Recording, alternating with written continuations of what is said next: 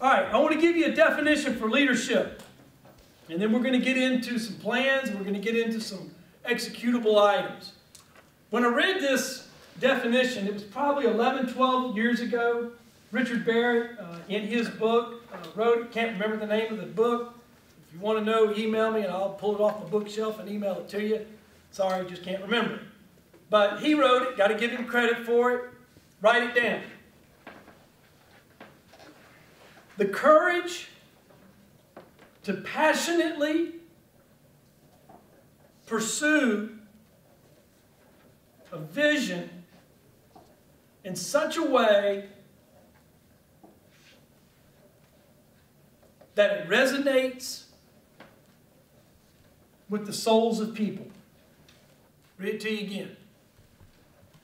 The courage to passionately pursue a vision in such a way that it resonates with the souls of people. There's two key words in there. It's courage and it's vision.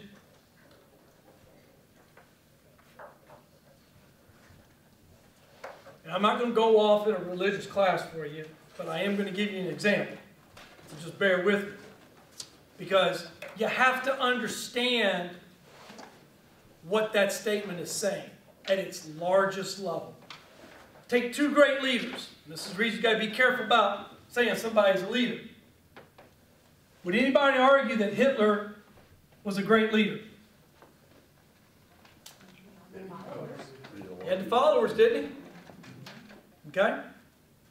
Would anybody argue that Jesus was a great leader? He's a great leader. They're still arguing over that dude 2,000 years later. You know, like I said, it's not a personal, but I want you to look at the difference in leadership. One led on people's minds, and one led on people's hearts. It doesn't matter if you agree or disagree with either one. That's not the debate and the question here today. The statement is to understand what the true value of leadership is. It's to resonate with people's souls, not to resonate with their head. That's not leadership. That's manipulation. And there's a remarkable difference.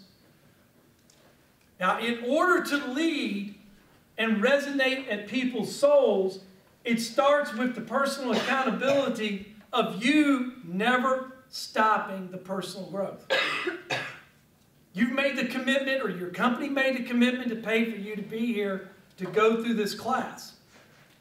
Now you're going to culminate, an 8-month period of time. Now what are you going to do with it? Are you going to go make a difference, or are you going to be selfish with it?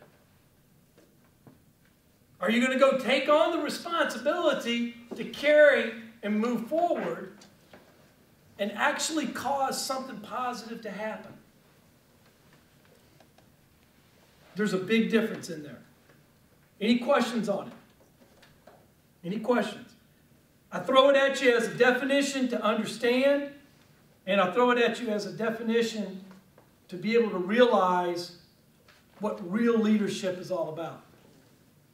And, by the way, on my personal side note, I think that we have a tremendous gap of real, true leadership. When you look at the men like John Wooden, you look at the men like Rich DeVos, you look at some of the great, great people that we've had that have led organizations and tremendous groups of people. You look at the core values and the ethics of those people, and they always match up. Their opinions may be different, their wiring may be different, but they don't lead through force. They lead through the positive influence of resonating with people's souls. It's a big difference.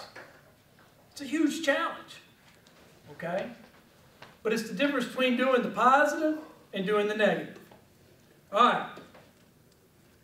One key element that you're going to have to learn in being able to influence and did you guys do the personality type stuff? Yep. Okay, good. Yeah. Typically, the personality type stuff really does a good job to tell you about you. And that's really good. What you've got to start figuring out with the personality type stuff is not necessarily, it's good to know and have a self-awareness of you, but you've got to figure it out about how you communicate to others. And this isn't manipulation. I can pick on Karen because she works with us. She always has this bad tendency to introduce me as the boss, and she knows that she runs the show. But past that point, Karen, all right, is not going to respond to my changes and my speed and my activity. If I start changing things on Karen, and I start coming at her with 10, 15, 16, man, it's load out, check out, I'm done. But if you turn it over and you say, Karen, this is what we're looking to go do, and then she takes it, she'll go execute it perfectly.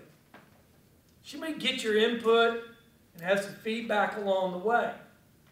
But you've got to be able to communicate to Karen at Karen's style.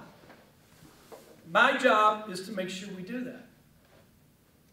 In our office, I always joke because, and Natalie, please leave this one alone because now you're over HR.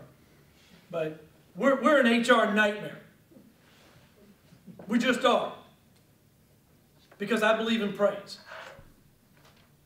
You know, I hate the concept, and I don't buy into it.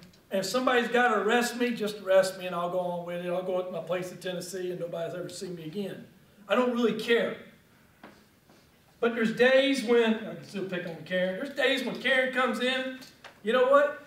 And she's had a bunch of fun the night before. She's just Karen. That's okay. There's other days Karen comes in and she's a beautiful person. What's wrong with me telling Karen that she looks great that day? There's nothing wrong. If you're sincere. If you've got an agenda attached to it, there's something wrong, isn't there? Do you like knowing when you look good? And do you like those praises and those comments? Of course she does. We all do.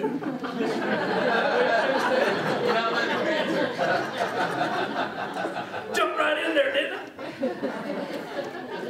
Hey, it's just the way it is, folks. There's nothing wrong with complimenting people.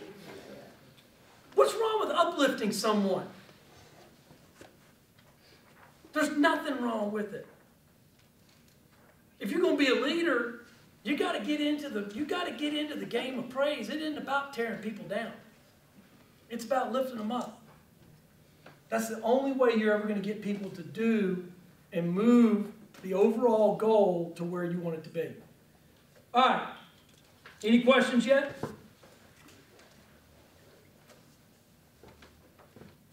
All right. Here's a formula for you.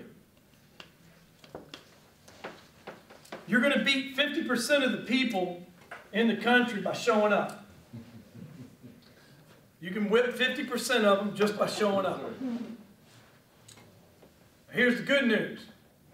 You can whip the next 40% by just being honest. So you got 90% of the population whipped just by showing up and being honest. So that's easy to do. It's tougher than you think. All right? Now the last 10% is the dogfight. And man, that's where the fun's at. It's in the dogfight where all the fun is. There's no fun. If you noticed how we're trying to drive everybody to mediocrity? I don't buy into it, guys. Don't accept it. Mediocrity is boring. Mediocrity is not going to get you anything. And I'm not saying you got to go up and pick up a sword and start, but look, there is prosperity, there is growth, there is opportunity around every corner, every moment of every day. Embrace it. Don't accept mediocrity. Get in this dogfight because this is where things happen. Now, how are you going to be in that dogfight and you're going to win? And I'll give you 5 fundamentals that do it. You can take them, you can work with them, you can go with it, and you're going to be fine.